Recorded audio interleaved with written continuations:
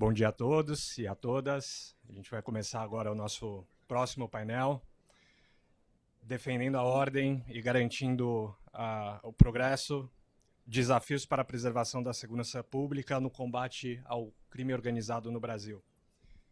Nesse painel, nós vamos explorar o tema de segurança pública, mais especificamente, quais caminhos o Brasil pode seguir para combater o crime organizado, zelar pela segurança pública, enquanto restabelecendo uma relação de confiança com os brasileiros. E para isso nós temos a honra de receber a advogada e socióloga, mestre em Filosofia do Direito pela USP e diretora executiva do Instituto Sou da Paz, Carolina Ricardo.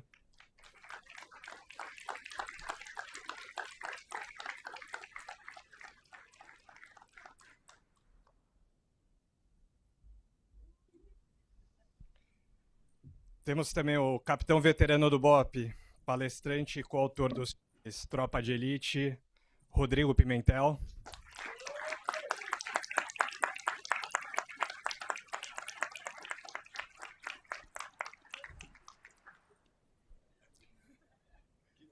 Também está conosco a jornalista investigativa, fundadora e diretora do Instituto Fogo Cruzado e cofundadora do Intercept Brasil, Cecília Oliveira.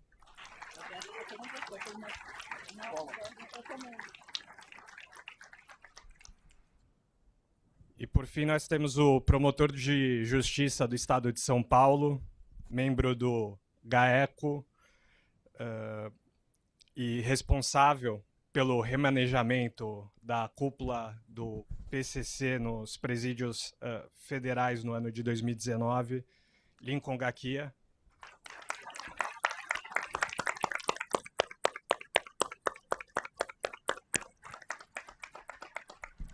E a conversa será moderada por Samuel Knischke, estudante da Trinity College, onde ele cursa Economia e Ciências Políticas e também atua como pesquisador assistente do Dr. Hernan Flon na área de segurança pública.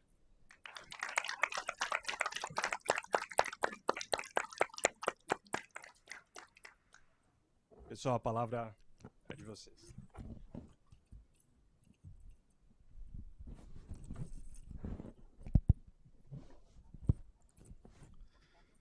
Bom dia, primeiramente, pessoal.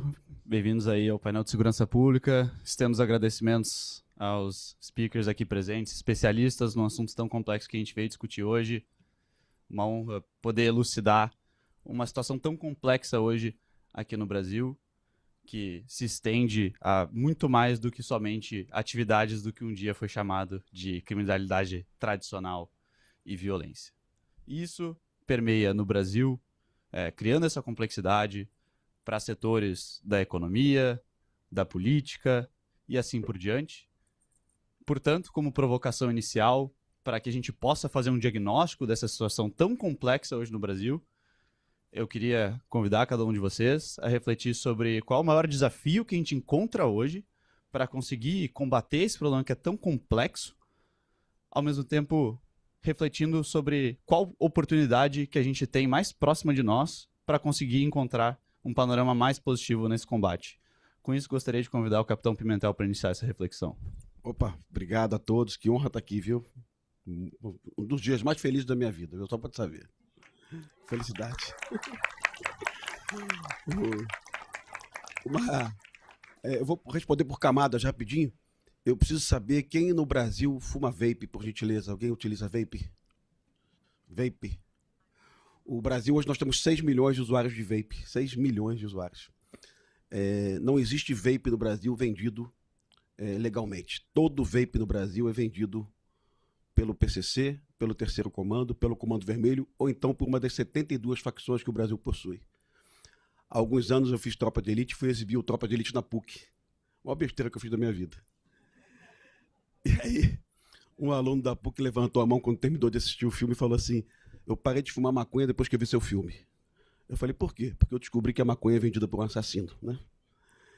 E eu falei, pô, mas eu não pedi para tu parar de fumar nada, não. Pode continuar fumando tua maconha. Eu só quero que você entenda que realmente toda maconha no Brasil é vendida por um assassino e todo vape no Brasil é vendido por um assassino. E analisando por camadas hoje, o pão francês vendido na favela do Rio de Janeiro a 35 centavos. No mercado formal, um pão francês custa R$1. Mas o pão francês do Comando Vermelho custa 35 centavos, porque a farinha é roubada, porque a energia do forno também é furtada da rede de energia. Então é muito mais do que maconha e cocaína. Eu conversava com a Ludmila antes desse evento, uma aluna, pesquisadora, perdão, não sei se ela está aqui. E a Ludmila falou, tá ali a Ludmila ali. Eu falei, a Ludmila, Pimentel, e a regulação? Pode ser. Hoje, segundo o secretário de Segurança Pública do Rio de Janeiro, maconha e cocaína corresponde a 11% do dinheiro da facção. O resto é tudo. Extorsão, é vape, é cigarro, é internet. Muitas cidades do Brasil não têm mais acesso à internet. Então, na camada da discussão, parece um país verdadeiramente em guerra, 65 mil homicídios em 2017. É o país com o maior número de homicídios do mundo. Houve uma queda bem razoável para 2025. Caímos para 43 mil homicídios, ou seja, o Brasil está com queda em homicídio. E se o homicídio for o principal indicador da violência, eu creio que não é mais. Se for, o Brasil está com homicídio em queda. Mas, paralelo a isso, as facções dominam os territórios. Centenas de cidades no Brasil, prefeitos foram eleitos com dinheiro de facções. Ah, mas isso pode ser o tal do narco-estado? Não, o narco-estado é quando o Estado trabalha em prol da facção. Isso é o crime organizado. É o crime infiltrado no poder público. E o Rio de Janeiro é uma situação bem à parte. Não é mais bandido e polícia. Rio de Janeiro é um conflito armado não internacional. Alguém achar que uma operação no Alemão envolvendo 3.500 policiais, 18 policiais feridos, 6 policiais mortos, 122 suspeitos mortos. Alguém achar que isso é polícia e bandido está totalmente equivocado. Isso realmente é um conflito armado não internacional. Então essa é a análise. Perfeito?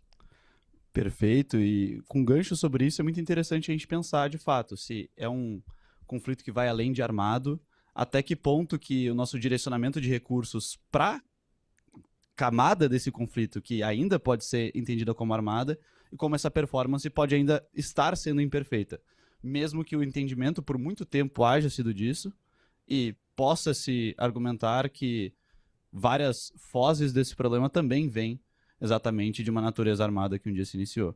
E com isso eu gostaria de incluir, Carolina, nessa análise, especialmente falando de como a gestão da segurança pública encontra solavancos na hora de conseguir gerar resultados onde ela tem se proposto por tanto tempo.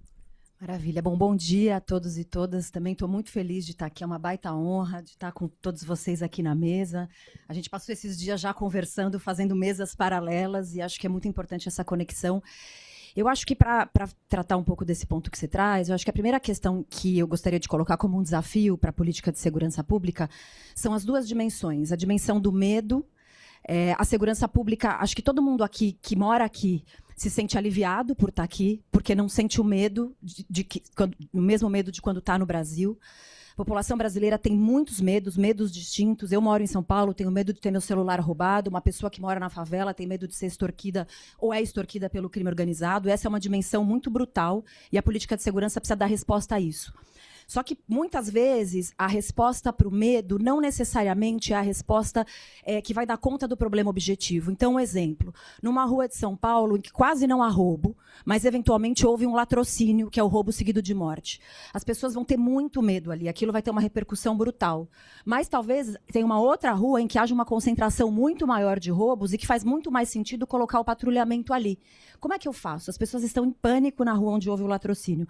E ali o roubo está acontecendo. Como distribuir o efetivo policial considerando essas duas coisas? Eu acho que eu quis dar esse exemplo, porque quando a gente pensa o crime organizado, a gente tem o mesmo desafio, né? Quando a gente pensa o crime organizado e imagina o crime organizado no Brasil, o que vem à nossa cabeça em primeiro momento é a questão do domínio territorial, especialmente no Rio de Janeiro. Temos Cecília e Rodrigo aqui, com uma grande violência praticada contra as comunidades locais, nos embates com a polícia, e a gente precisa precisa olhar para essa dimensão do problema.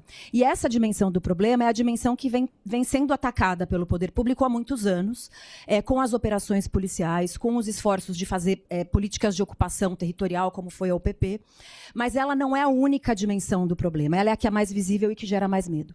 Então, o que eu trago aqui para a gente pensar como desafio é como é que a gente amplia o olhar para além do nosso medo, que está aqui, é forte e nos move, como é que a gente amplia o olhar para a questão da segurança pública e do crime organizado.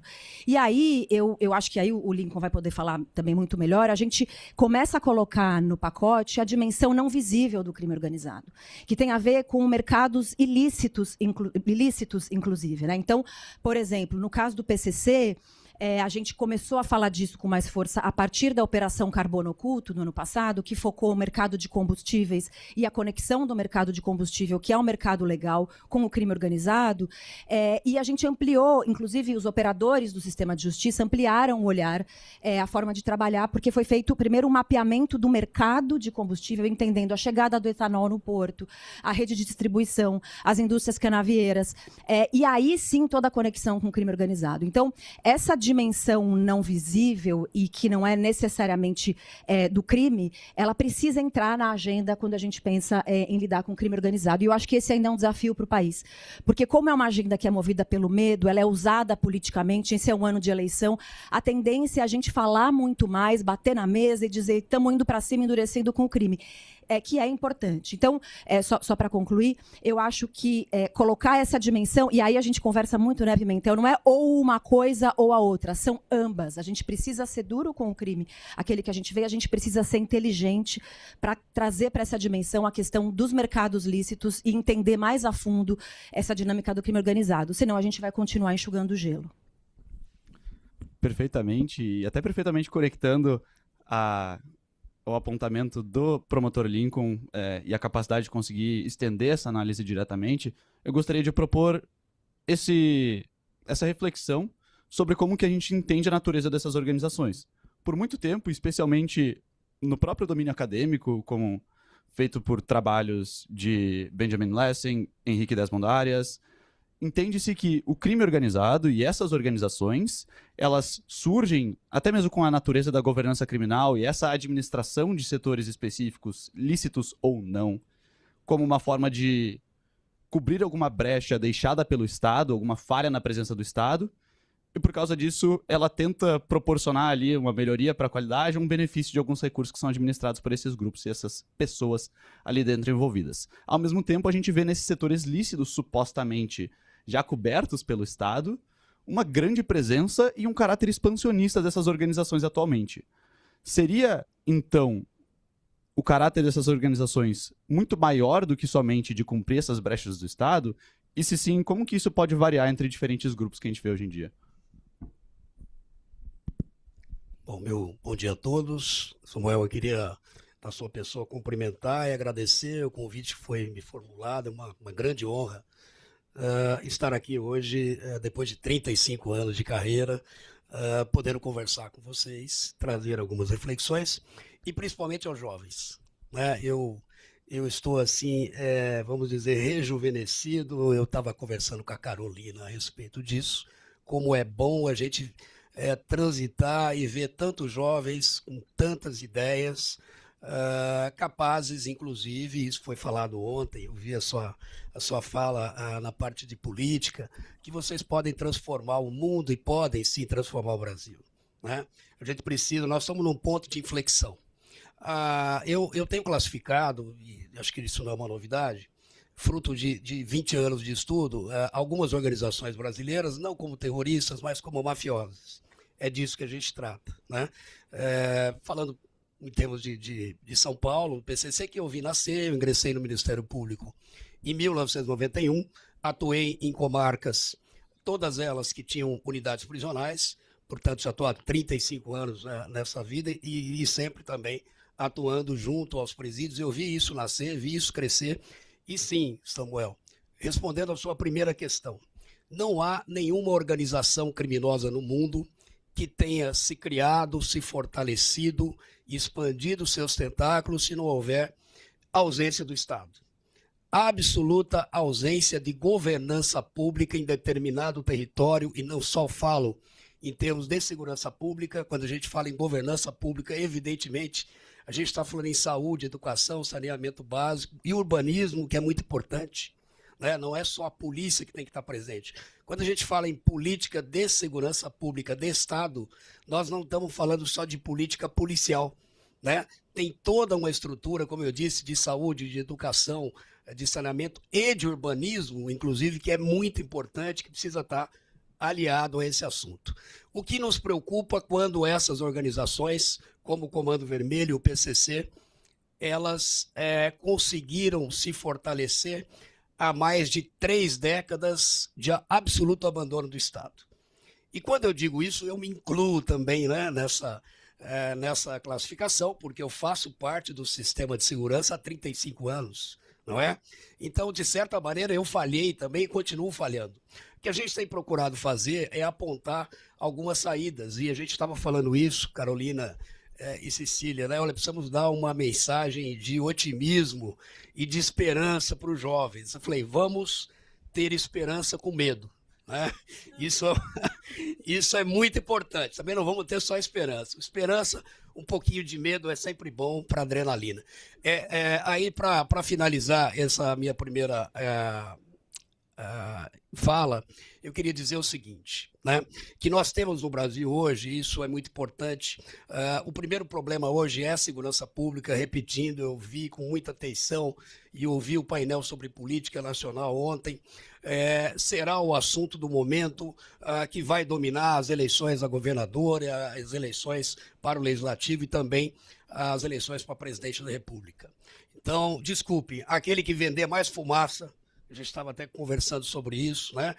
Às vezes com um discurso demagógico, que não vai enfrentar o problema de frente e vai acabar ganhando essas eleições. A gente precisa ter muito cuidado com isso, principalmente vocês que são formadores de opinião. Então, nós temos hoje, qual a situação do crime organizado no país? Uma absoluta infiltração nos poderes do Estado e uma absoluta infiltração na economia formal. As últimas operações nossas em São Paulo têm demonstrado isso, né? A infiltração nos poderes e agora a infiltração na economia formal. E quando a gente fala, Pimentel, em narco-estado, e eu não quero ser aqui um profeta do apocalipse, mas vamos ter esperança com medo, não é? Eu acho importante isso, porque senão há um relaxamento que é natural. O narco-estado, ele se estabelece quando todos os poderes do Estado e a economia formal, o tecido, está contaminado por organizações criminosas. Então, vejam, quando o Estado não pode mais sobreviver, inclusive economicamente, sem a presença dessas organizações, como é o caso do México, como é o caso da Colômbia na época de Pablo Escobar, a gente está diante de um narco-estado. Então, quando eu digo isso, a resposta que eu escuto é que nós temos instituições sólidas no país. E agora me veio uma preocupação, porque eu não vejo mais as instituições tão sólidas assim. A começar do Poder Judiciário, que hoje é um poder extremamente discutido, né, principalmente no STF e Cortes Superiores, Legislativo nem se fala, Executivo também. Então eu acho que vamos sim ter esperança, mas vamos ter esperança com medo. Perfeito, e que medo do futuro, sendo lembrado agora de como a gente está caminhando a passos largos para uma situação que, caso não surja um contrafactual, a gente pode ter um Estado ainda mais fragilizado. E falando sobre a fragilização do Estado, eu acho que isso perfeitamente posiciona a questão que eu gostaria de adicionar na Cecília, no seu diagnóstico sobre a situação atual, que é o quanto que quando a gente fala de essas organizações, isso também inclui as milícias, e talvez em alguns setores ainda mais fortemente do que as outras facções, né? Quanto a isso, qual é o principal desafio que a gente enfrenta com o crescimento das milícias e as oportunidades que a gente tem para conseguir tentar reverter esse cenário? Pergunta bem simples, né? Oi. Pergunta simples, hein, Samuel? Bom dia, gente. Eu queria saber quantos de vocês aqui são da área de segurança pública, do estudo como Samuel? 3. Quantos de vocês estão aqui e têm como foco estudo relacionado a setores econômicos, economia como um todo? Bem mais. Só queria dizer que vocês estão mais próximos do que vocês imaginam. Inclusive, queria convidar as pessoas que estão estudando economia para poder entender o quão próximos da segurança pública vocês estão, né?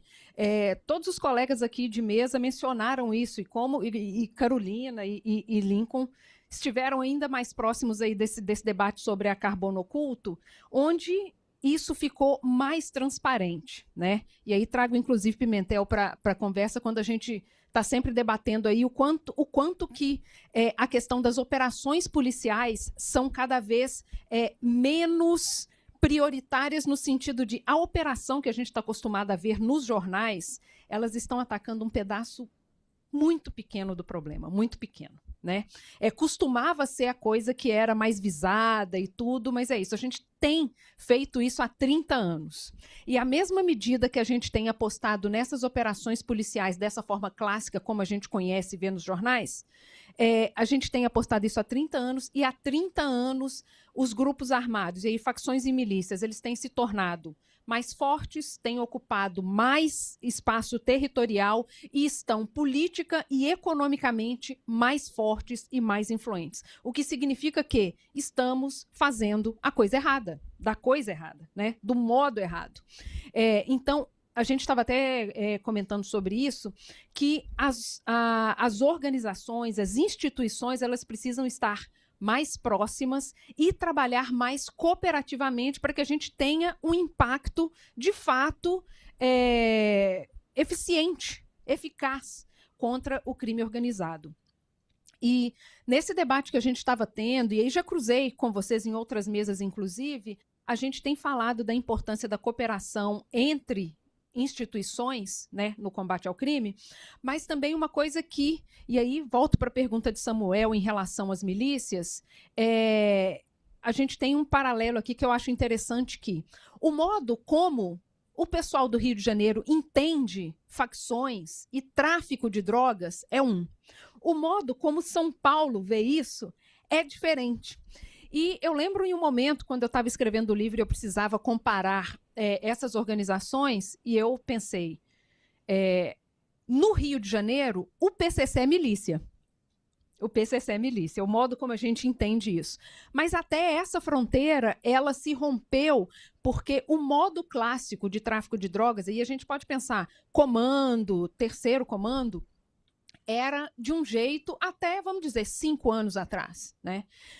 Até um pouco mais, porque aí a gente tem o fenômeno das UPPs, e essa divisão entre tráfico de drogas e milícia, ele vai se diluindo, porque houve um intercâmbio muito grande entre milícias e traficantes. E milícias hoje traficam, traficantes hoje exploram moradores, serviços. Então, isso parece muito mais como um único modo de operar. E aí a gente volta para essa questão da economia. É sobre exploração econômica, é sobre dinheiro, né? O que essas organizações puderem comercializar, explorar, extorquir e fazer render mais dinheiro, melhor. Porque é através desse dinheiro que eles vão ampliar o seu domínio territorial. Porque para você conseguir operar em novas áreas, você precisa dominar e colonizar novas áreas. Ou seja, você precisa de mais dinheiro para conseguir sustentar essas operações. Então, por isso que eu comecei com essa pergunta de quem é da área financeira aqui, quem é que estuda e está empenhado em entender sobre economia. Porque aí a gente até falou mais cedo, comentei com o Lincoln sobre que bom que ele trouxe para o debate da CPI do crime organizado que está rolando no Senado aqui, o debate sobre as fintechs, né? Que é onde hoje a gente consegue movimentar esse poder econômico e permitir que cresça e tenha ainda mais poder econômico e, consequentemente, político. Então, vou trazer essa parte aqui para o nosso debate, vou deixar Samuel colocar mais camadas na nossa conversa. Se eu desejo uma ordem, e perfeitamente nesse comentário, eu devolvo a palavra para a Cecília com um questionamento. Se existe essa difusão e essa infusão das atividades das facções e das milícias, com um diferente caráter administrativo, novas atividades, novos setores em que eles estão se envolvendo, O que de fato são essas organizações hoje? É correto chamá-las ainda de facções criminosas, grupos de milícia, especialmente considerando o debate atual sobre a possível reconsideração desses grupos como terroristas, narcoterroristas, ou como mencionado pelo promotor Lincoln, máfias? O que são hoje essas organizações? Olha, é difícil a gente ter uma resposta só para todos esses grupos, inclusive porque, como mencionei, eles podem e eles agem de forma diferente a depender do estado onde eles estão, né? Um exemplo básico é milícia no Rio de Janeiro, ela vai explorar desde cigarros, como o Pimentel mencionou, mas um mercado, inclusive, muito importante ali, que é o mercado imobiliário, hoje muito explorado pelas milícias, mas se a gente for para o norte, isso muda. É sobre ouro, madeira, peixes raros. Então, assim, isso vai mudando de acordo com a localização. Mas voltando aqui para esse nosso debate sobre a configuração sobre terrorismo, e esse é um debate que tem ficado cada vez mais latente por causa do lobby da extrema-direita, clamando que as autoridades dos Estados Unidos classifiquem os grupos como terroristas, de acordo com a nossa legislação, e acredito que Lincoln pode, inclusive, aprofundar esse debate, de acordo com a nossa legislação, isso não se encaixa, porque nós temos ali determinações muito específicas em relação a que tipo de risco a gente classificaria isso, e a gente tem questões sobre religião, sobre ataque direto ao Estado, e como eu disse, os nossos grupos, eles têm missões econômicas e financeiras. Eles não estão ali para derrubar o Estado. Eles querem mais dinheiro e mais domínio territorial para assim avançar, né? Então, a gente tem essa sensibilidade para poder tratar. Então, acho que esses debates, eles vão, inclusive, reverberar bastante nesse ano eleitoral, já começaram, vão ganhar cada vez mais peso de aqui em diante, mas a gente precisa lembrar que nós temos as nossas peculiaridades, nós estamos em ano eleitoral e, como Lincoln disse, o nosso debate tem sido cada vez mais sobre fumaça, não sobre razões e cenários e diagnósticos que a gente já tem. Porque é isso, o que eu tenho falado repetidamente nós conhecemos os nossos problemas, nós temos diagnósticos, relatórios, leituras de cenário, isso há 30 anos. O negócio o que nós temos feito com isso? Nada. E por isso é que a gente chegou até aqui, né? A gente não chegou até aqui por acaso. Perfeitamente, e especialmente sobre os riscos que a gente corre, sobre essa consideração muito mais conceitual do que o que a gente está fazendo na prática. Eu pergunto também, até com alternativa, considerando as recentes discussões e a possibilidade dessa reconsideração, especialmente por agentes internacionais, os diferentes governos que hoje têm debatido sobre isso, qual seria a implicação de uma reconsideração por partes internacionais desses grupos como terroristas? A gente deveria esperar uma ação mais truculenta, uma intervenção internacional disso, e quais seriam eventuais implicações disso para não somente quem vive sob o domínio destes grupos atualmente, mas também eventuais chances de alguma coisa mudar sobre o poder dessas organizações? Questiono Carolina Ricardo sobre isso.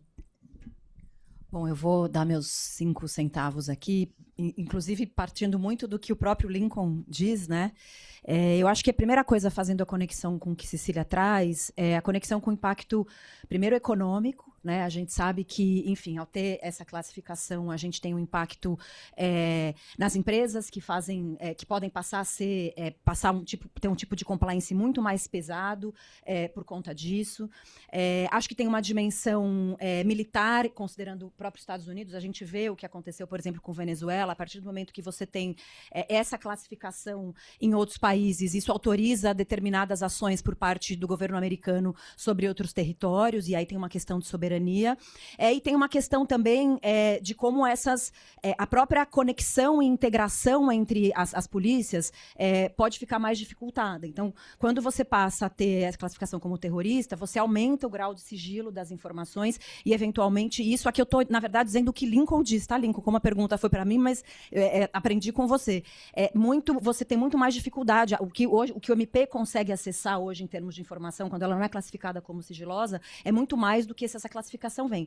Então, acho que tem impactos em várias naturezas e acho que a gente precisa olhar para isso, fazer essa discussão, e aí eu vou fazer uma rápida mudança, só para não deixar de falar, mudando de tema, porque eu acho que esse é um tema muito relevante, mas eu acho que quando a gente pensa nas eleições do Brasil, a gente precisa colocar o foco na segurança pública em outro lugar. E como a gente está aqui, eu não queria perder a oportunidade de poder conversar com vocês um pouco sobre a importância da gente olhar a eleição e primeiro tirar essa ideia de segurança de direita e segurança de esquerda.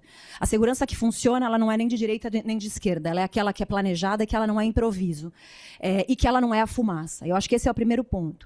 E aí, eu tenho falado muito também, quando tenho oportunidade, o que a gente deve olhar, o que a gente deve cobrar das pessoas que vão partir para o debate eleitoral esse ano e apresentar a segurança pública como caminho, como solução. E aí eu gosto de um exemplo concreto, né? Por exemplo, quando a gente pensa na questão do armamento no Brasil, e a gente olha a operação no Alemão e na Penha do ano passado, em que a gente teve a apreensão de 93 fuzis, isso foi muito assustador, muito impressionante. E é um resultado interessante essa apreensão. Mas a pergunta que a gente deve fazer é, ok, como é que a gente vai evitar que mais 93 fuzis cheguem ao Alemão e à Penha amanhã? E para isso a gente precisa cobrar, e aí você tem condições de olhar, por exemplo, e eu vou só dar esse exemplo e termino, operações, e os exemplos ainda são operações, mas que conseguiram fazer uma articulação muito maior do que contar como resultado a quantidade de apreensão ali numa operação. A operação da Covo foi uma operação que a Polícia Federal, em parceria com outros órgãos, desencadeou no final de 2023. A PRF da Bahia começou a apreender várias armas de origem croata. Foram feitas cerca de 23 apreensões, eles identificaram que era a mesma arma. A partir dessa troca de informação, eles acionaram a Polícia Federal para tentar acionar o governo da Croácia e entender o que aconteceu com essas armas, para quem elas foram vendidas. E aí foi identificado que elas foram vendidas para um importador no Paraguai. Fizeram a conexão com o governo paraguaio, com a polícia paraguaia, e esse importador fornecia armas para o Comando Vermelho, para o PCC no Brasil. Ao prender esse importador, mais de 14 mil armas que estavam para chegar no Brasil foram apreendidas ali. Esse é um exemplo de operação que não é midiática, que não gera essa fumaça e que garante muito mais esse rastreamento das armas. Então, esse é só um exemplo concreto para a gente, quando for fazer o debate eleitoral, cobrar, beleza, como é que a gente vai investir em integração, como é que a gente vai investir em rastreamento de arma, como é que a gente vai investir em investigação criminal, sem deixar de lado a importância de prender o criminoso. Mas eu acho que essa é a pergunta que a gente precisa fazer para a gente não comprar fumaça nessas eleições. Eu dei essa aumentadinha.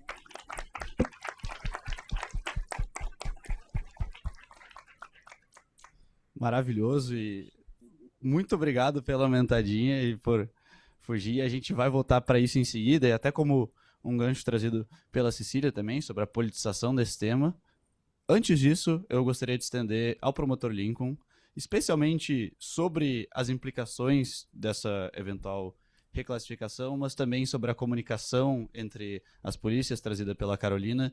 A gente tem a recente PEC da Segurança Pública que prevê essa atualização de como isso vai ser gerido de uma maneira municipal, agora com a reforma das guardas municipais para atuarem como polícias municipais. Como que, por exemplo, a reocupação de territórios após operações, como a mega operação contenção que aconteceu em outubro do ano passado, poderia, por exemplo, ser uma função que a gente poderia empregar por essas polícias municipais, ou isso dificultaria ou facilitaria essa comunicação no final das contas? A gente está otimizando ou duplicando as tarefas que estão sendo delegadas? Bom, isso é um tema ainda que não está muito bem claro, inclusive para os americanos, né? A questão da classificação ou não de organizações como o PCC e Comando Vermelho como organizações terroristas, eu sinto que serão classificadas, pelo menos o PCC será classificado como terrorista pelo governo americano, né? Esse é um ponto. Isso é uma questão de soberania norte-americana, não é de soberania do Brasil, porque essa classificação teoricamente vale aqui para os Estados Unidos. É claro que pela força, pelo poderio, pela dimensão dos Estados Unidos, vai ter reflexo no mundo todo, mas sobretudo no Brasil. O que a gente tem percebido, se pegar, por exemplo, a Operação Carbono Oculto, que foi mencionada aqui, foi uma operação feita pelo Ministério Público, com a Receita Federal e outros órgãos, né? Eu acredito muito em forças-tarefa, em coordenação e ações integradas. O que ficou demonstrado lá? Nós estamos num patamar que já está um pouco diferente da questão do Comando Vermelho no Rio de Janeiro, por exemplo. A fase da dominação territorial no estado de São Paulo ela já ocorreu há 2 décadas atrás. Nós estamos agora na fase da Faria Lima, né, que é o principal centro financeiro do país, né, que foi atingido, de certa maneira, pela Operação Carbono Oculto. Quero dizer que todas as instituições financeiras estão contaminadas. Mas vejam a situação. Nós tivemos o Fundo REAG, que é um dos maiores fundos do Brasil. O Fundo REAG é do PCC, nunca foi, não está ligado ao PCC. O Fundo REAG estava gerindo 300 bilhões de reais, listado na Bolsa de Valores. Porém, o Fundo REAG, isso pelo menos é o que está se descortinando agora, ele deixou todos os protocolos de integridade, de compliance de lado, né, em nome de ter um aumento na sua lucratividade. E com isso ele acabou recebendo dinheiro, né, oriundo também do crime organizado. Né? E aí o dinheiro do Fundo REAG foi parar no Banco Master. Vejam a conexão com as coisas. Mas por que eu estou dizendo isso com relação ao terrorismo? O Banco Master também é um outro escândalo hoje financeiro no Brasil.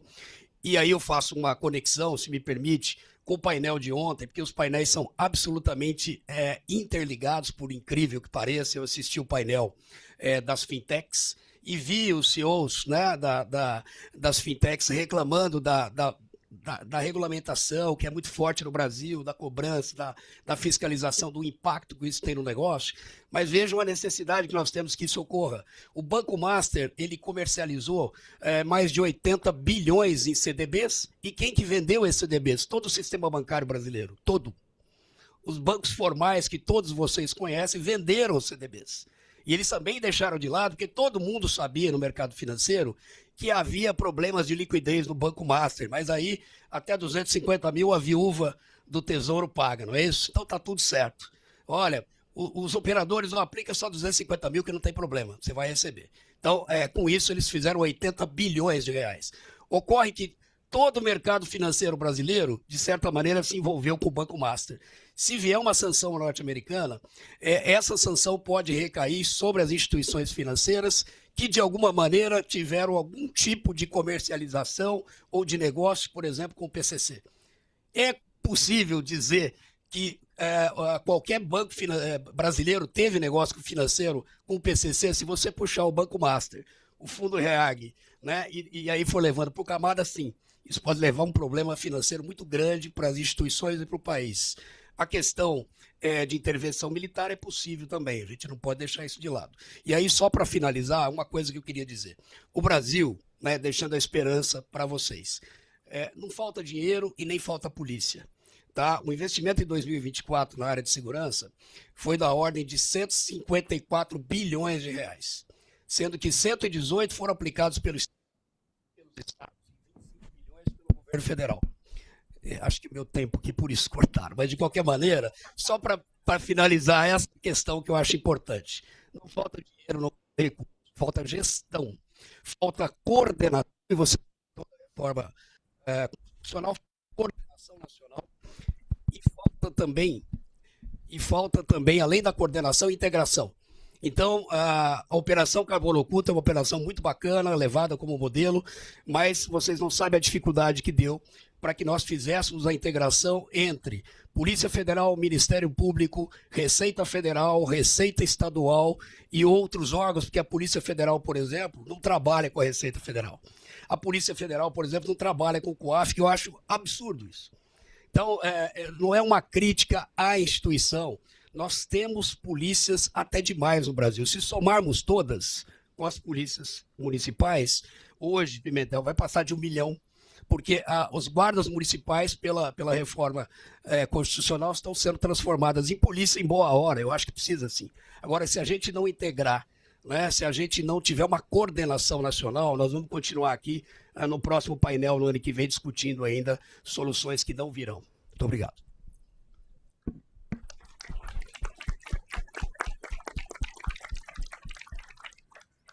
Sensacional essa leitura e essa clarificação sobre a complexidade dos desdobramentos recentes.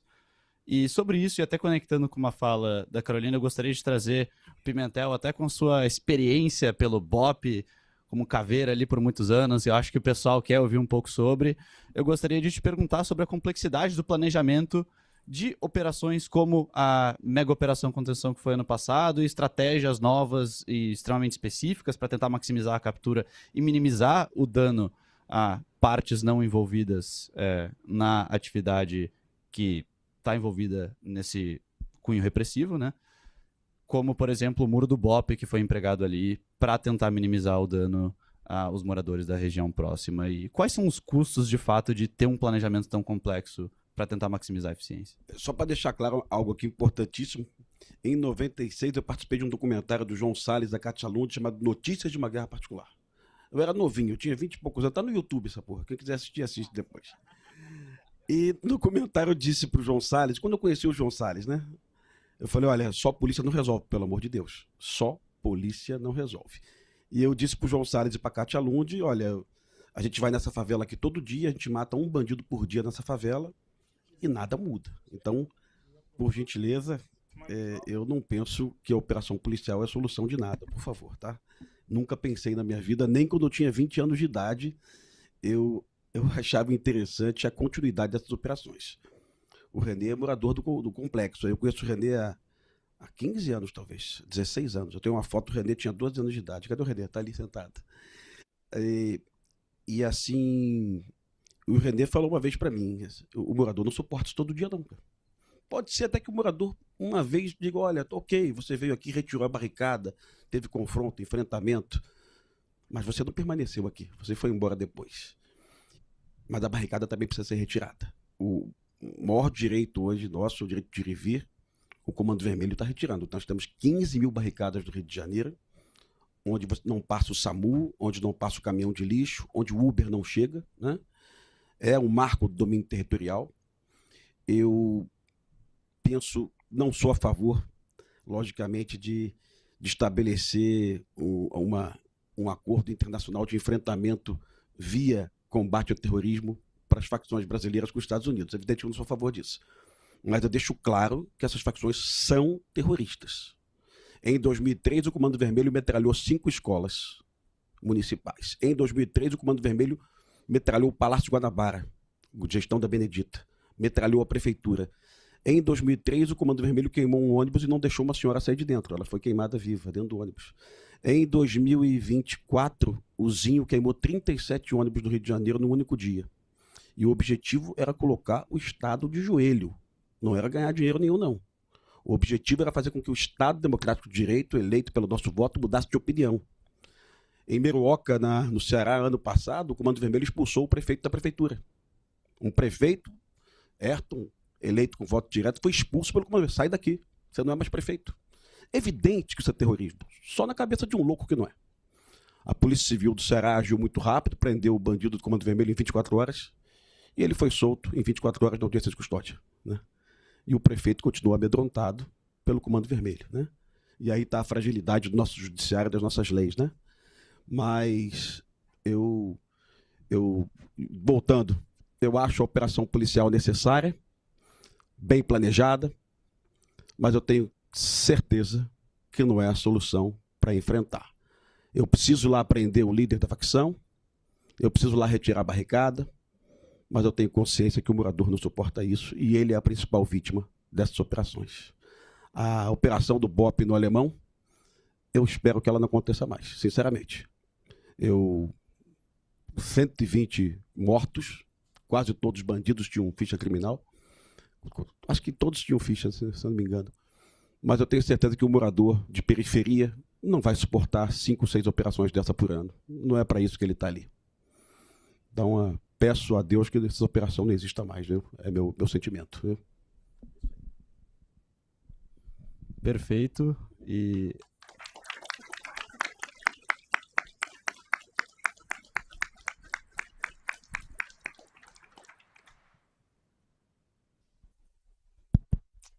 maravilha.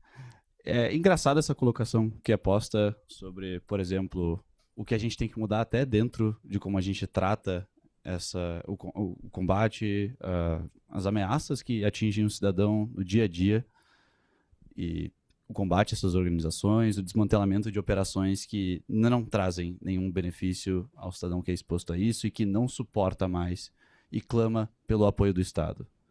Como já apontado aqui, até pela própria Carolina recentemente, existem sim coisas que hão de ser feitas que a gente consegue fazer hoje a despeito de qualquer fragilidade do Estado, incapacidade organizacional e também pontuado pelo promotor Lincoln dos recursos que já estão vastamente direcionados ali para a segurança pública. Eu gostaria de trazer a Cecília para essa conversa, especialmente refletindo sobre a recente experiência da senhora ali na CPI, que até menciona que, graças a Deus, estava falando sobre isso no Senado, porque no Legislativo seria impossível.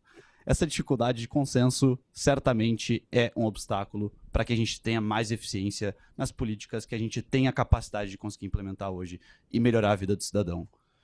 Como que a gente pode contornar isso e por que isso persiste tanto? Por que isso persiste tanto? É uma pergunta que daria para a gente fazer outro painel, mas vamos aqui. Eu realmente disse essa coisa do... Que ótimo que eu estava debatendo aquilo no Senado, porque, apesar das divergências, e do meu lado estava o Mourão. Assim, estamos em espectros absolutamente diferentes, e não falo só politicamente, falo inclusive moralmente. E mesmo assim, a gente debateu ali, ele fez perguntas, e ele inclusive falou, olha, discordo de você em muitas coisas, mas isso aí eu concordo. Então, assim, existem pontos em comum que a gente pode debater, né? Porque eu quero acreditar que de todas as pessoas que estão debatendo segurança pública, seriamente, elas querem a mesma coisa que queremos que o país melhore, queremos que seja um país menos violento. Eu quero acreditar que essa é a meta, né? Então, assim, é possível. E, por exemplo, quando eu conversei com o Pimentel a primeira vez, eu estava na pesquisa sobre o livro. E eu lembro que eu falei, e aí, Pimentel, você quer escrever aí um depoimento para a 4ª capa do livro? Aí ele ficou receoso, ele tá assim, ele não aceitou de pronto. Eu falei, eu vou te mandar o livro, você lê aí e você vê o que você acha. E depois ele leu e falou, não, vou escrever sim, vou escrever sim. Achei que a gente ia discordar mais. E a gente concordou mais do que discordou, apesar de todos os pesares, da gente vir de experiências diferentes em lidando com segurança pública. Então, assim, eu acho que esse é o centro. E, infelizmente, no Congresso, acho que a gente ainda está... acho que eles estão com outras preocupações ali que não resolver, de fato, os nossos problemas, infelizmente.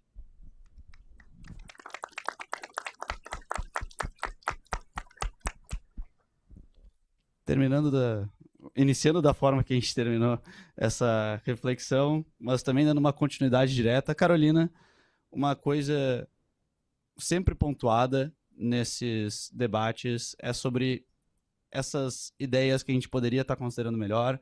E como dito pela Cecília no início, a gente sabe o que fazer, a gente só não faz. O Instituto Sol da Paz pontua várias estratégias de gestão para resultado que estão dando certo e também avalia em diferentes governos, e eu gostaria de perguntar quais, na sua opinião, são alguns exemplos de estratégias de segurança pública e políticas em geral que têm gerado resultado atualmente, que podem ser implementadas por outros governos. Joia, obrigada por essa pergunta, porque acho que a gente precisa conseguir jogar luz no que está funcionando também, que muitas vezes não é o que tem mais visibilidade, mas eu acho que hoje, quando a gente pensa numa política de segurança pública completa, que tem resultado em múltiplos crimes, acho que vale muito a pena olhar para a experiência do Rio Grande do Sul. É um estado que já implanta há alguns anos, pelo menos há 2 gestões, um modelo de gestão para resultados, que significa dar uma ferramenta para o governador conseguir coordenar suas polícias, a Polícia Civil e a Polícia Militar, que muitas vezes tem dificuldade de articulação, que acompanha resultados objetivos, redução dos indicadores, homicídios, roubos e outros, que põe à mesa junto, mensalmente, com a liderança do governador, o Poder Judiciário, o Ministério Público, as polícias, e, além disso, desenvolve uma metodologia que se chama de dissuasão focada, que é justamente para trabalhar com as lideranças do crime organizado presas, para evitar que mandem matar. Então, o objetivo é reduzir os homicídios. Então, se há um homicídio num determinado território e a liderança está presa, há um protocolo de consequências que a liderança passa a sofrer, isso é transparente, isso é público, que vai desde fazer uma operação saturação com a presença da Polícia Militar, da Brigada, no território onde a morte aconteceu, para impactar a venda de drogas naquele território, território, até a transferência dessa liderança. Então, é um conjunto de medidas muito interessante, e eu gosto de trazer porque não é isso que aparece no debate. Quando a gente vai pensar, de novo, para onde leva o nosso imaginário de segurança pública, é eventualmente para uma operação policial. Então, acho que o Rio Grande do Sul é um bom exemplo. O Espírito Santo hoje também tem uma política interessante de gestão para resultados na segurança pública.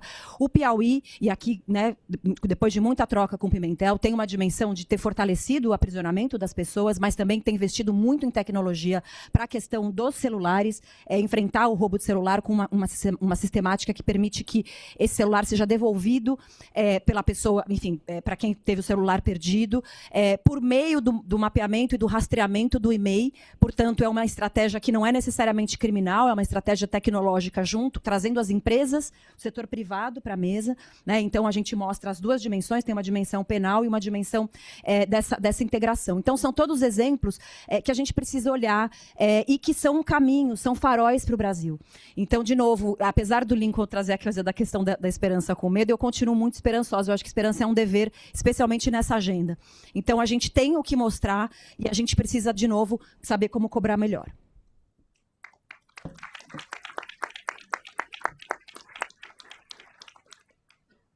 Gente, essa conversa tá maravilhosa e graças a Deus a gente está conseguindo ter essa oportunidade aqui na Brazil Conference de esclarecer sobre um tema que é complexo e, como pontuado por vocês muito bem, polarizado, infelizmente, mas também por uma falta de clareza que possa gerar uma maior tensão e uma falta de consenso em assuntos presumidamente unânimes. Sobre isso, e especialmente considerando que a gente está num ano de eleição, é muito importante que a gente também utilize deste espaço aqui para esses minutinhos finais.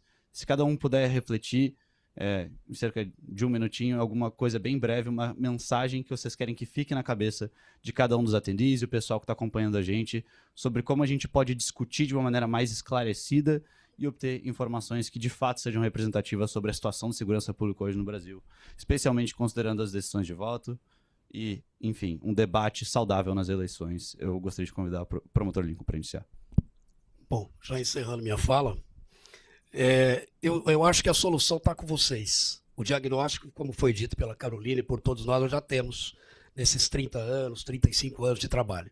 Né? Quais os rumos que a política de segurança no país vai tomar, né? Muito disso está nas mãos dos senhores. Né? Lembrando que aqueles que vão para a iniciativa privada, eu falei só do número público, 174 bilhões de reais são gastos por ano pela iniciativa privada em segurança. Né? Que é muito mais do que os governos juntos gastam. Então, também vai refletir em qualquer área de atuação dos senhores. O que eu queria dizer, o problema também não está só numa reforma de legislação penal ou processual penal, ou mesmo constitucional. Se fosse assim, até pouco tempo atrás, com a reforma da lei penal, o crime que é punido com mais rigor é o feminicídio. E vocês, infelizmente, devem estar acompanhando que, infelizmente, os índices de feminicídio no país aumentaram a despeito, né, de ter aumentado também a pena máxima. Então, não é também a solução apenas o aumento de pena. A gente precisa, de fato, de uma justiça que tenha credibilidade, que funciona, em que a polícia faça o seu papel junto com o Ministério Público, num tempo muito rápido, com solução dos crimes, coisa que no Brasil, infelizmente, é baixíssima, não é? Para que tenha uma resposta do Estado, uma resposta criminal eficiente em pouco tempo, que custe menos para o cidadão, né? E para que a pena, de fato, seja cumprida. Porque o que a gente tem hoje, né, e eu trabalhei, inclusive, no PL antifacção, a gente tem uma situação de pena hoje para faccionados que podem chegar de 40 até 60 anos. Vai resolver? Esqueçam, não vai resolver. Não vai resolver, não é esse o problema. Enquanto nós não tivermos uma gestão de segurança pública em todo o território brasileiro, nós vamos ter uma situação, já finalizando, de 30% do território com gestão do crime organizado. Né? Com a gestão do crime organizado, que inclusive é mais eficiente do que a gestão do Estado. Então, o que a gente procura agora é a união de esforços, e para isso vocês, mais jovens, podem nos ajudar. Né? Precisamos de coordenação nacional, precisamos de integração e precisamos de eficiência na prestação do serviço público na área de segurança.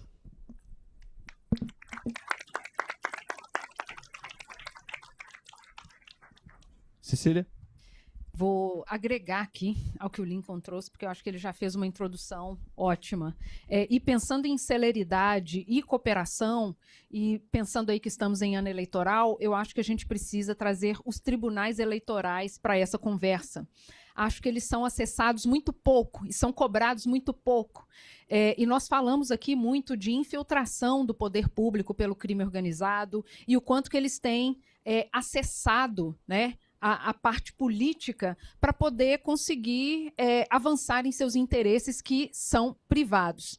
Então, hoje a gente demora muito para tomar decisões sobre... Você começa a investigar uma pessoa, ela vence a eleição, ela cumpre todo o mandato para depois a gente tomar alguma decisão. Então, acho que esse é um dos entes que a gente precisa convidar e cobrar bastante aí nesse ano eleitoral e para os próximos anos, porque, como disse Lincoln, a celeridade é um ativo muito caro quando a gente está falando disso, e a gente está sempre atrasado, né?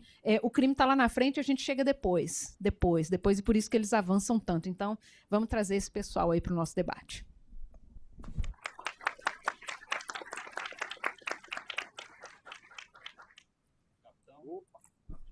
Só para a gente pensar um pouquinho, a taxa de elucidação de Rondônia hoje de homicídios é 92%. A de Boston é 80%. A polícia de Rondônia tem mais eficiência que a de Boston para elucidar homicídios. Isso é fato. Acontece que a taxa de homicídios de Rondônia são 30 homicídios para 100 mil habitantes. A de Boston são 4 homicídios para 100 mil habitantes.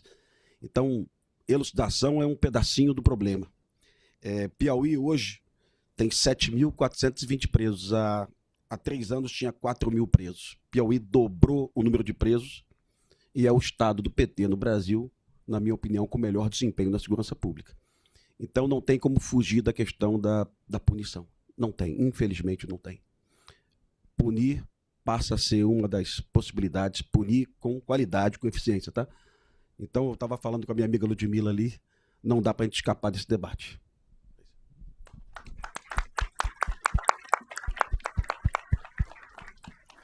E aí, acho que para agregar, já que estamos em eleição, quando fomos avaliar os candidatos, as candidatas, acho que a dimensão da punição ela está presente, ela vai aparecer e é importante a gente olhar para ela, mas eu agregaria uma segunda pergunta, né? Além de qual é a sua proposta para punir melhor, qual é a sua proposta, por exemplo, para investir em medidas alternativas à criminal? Então, por exemplo, falamos aqui da Operação Carbono Oculto, a grande medida, a grande mudança foi uma regulamentação de fintechs, que gera ruído no setor, mas que tem um impacto importante. Então, vamos perguntar para os candidatos, o que você propõe para regular os diferentes setores? O que você propõe para fortalecer ainda mais a investigação criminal? O que você propõe para valorizar as nossas polícias, que são essenciais e são muito pouco valorizadas? Então, a minha ideia final vamos aumentar o conjunto de perguntas que a gente faz para conseguir ter melhores propostas e, quem sabe, avançar de novo na segurança pública no Brasil. Obrigada.